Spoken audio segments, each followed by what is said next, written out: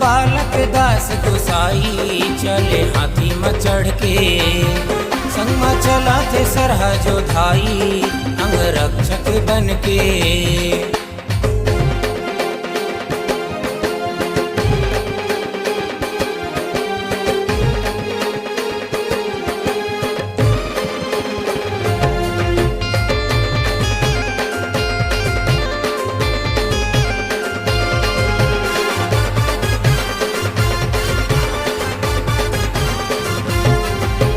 सतनाम सेना के मिशन हवे, मानव मानव सब एक हवे, मानव मानव सब एक हवे।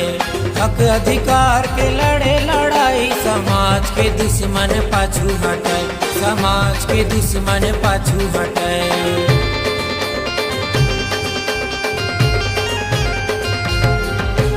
सतनाम सेना के मिशन